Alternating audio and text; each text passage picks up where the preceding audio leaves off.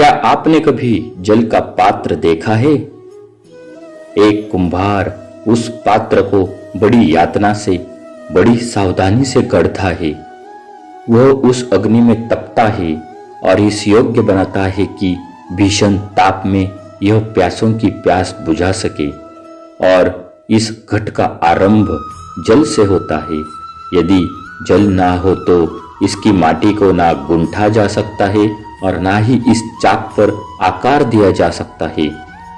जल इसका लक्ष्य है, क्योंकि इसे अपने भीतर जल को संचित करके रखना है। परंतु आरंभ और लक्ष्य के मध्य इसे एक कठिन तपस्या से होकर जाना होता है। इसे ताप सहना होता है, रात भर अलावों में पकता है। और यही समस्या मनुष्य के साथ भी होती है। यदि उसे अपने जीवन में लक्ष्य पाना है तो उसे दुखों का, कठिनाइयों का और बाधाओं का ताप सहना होगा, क्योंकि बिना जला हुआ घट, बिना तपा हुआ घड़ा जल का संचय नहीं कर सकता। हम सबके जीवन में एक समस्या अवश्य आती है कि किसके समक्ष झुका जाए और किसके समक्ष न झुका जाए। अधिकतर लोग यह कहते हैं कि एक स्वाभिमानी के समक्ष नहीं झुकता, तो कुछ लोग यह कहते हैं कि जिसका आकार बड़ा होता है वह झुका हुआ है। विभिन्न मत है इस विषय में, परंतु सत्य क्या है? क्या आपने कभी सत्य को जानने का प्रयास किया? विचित्र पहेली है ना? वास्तविकता में ये सब परिस्थिति जन्य है। परिस्थिति के अनुसार झुकना भी उचित है और परिस्थिति के अनुसार ना झुकना भी। यदि आपको ऐसा लगे कि यह बात अनुचित है, आपके मन, आपकी आत्मा से यह स्वर उठे कि यह अनुचित है, तो ना झुके। ऐसा करना आपकी आत्मा को उठा देगा। और यदि आपको ऐसा लगे कि किसी की बात उचित है, परंतु अपनी आयु, अपने पद, अपने अहंकार के कारण उस बात को आप मान नहीं पा रहे, तो तुरंत नतमस्तक हो जाए, तुरंत झुक जाए। क्योंकि ऐसा करने से आपके अहंकार का आकार कम हो जाएगा और आपके व्यक्तित्व का कद और बढ़ जाएगा।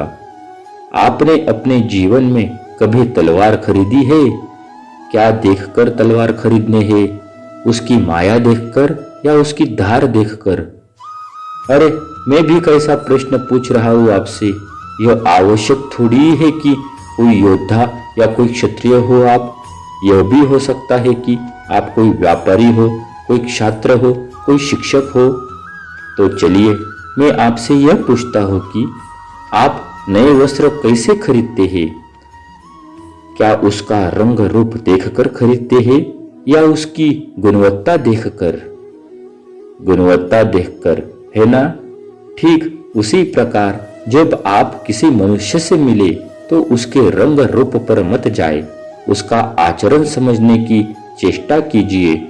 उसकी मेधा, उसकी प्रतिभा का मूल्यांकन करने का प्रयास कीजिए। आपका जीवन बहुत ही सरल हो जाएगा। संसार में सबसे अधिक घाव किससे हो सकता है? इंद्र के वज्र से या विष्णु के चक्र से या भीम की गदा से या फिर गांडीव के बाण से? नहीं। सबसे अधिक घाव यदि कोई पहुंचा सकते हैं तो वह है हमारे शब्द, हमारे वचन। यदि शब्द बाण है, अस्त्र है, तो हमारी जिह्वा उनका संधान करने का यंत्र है।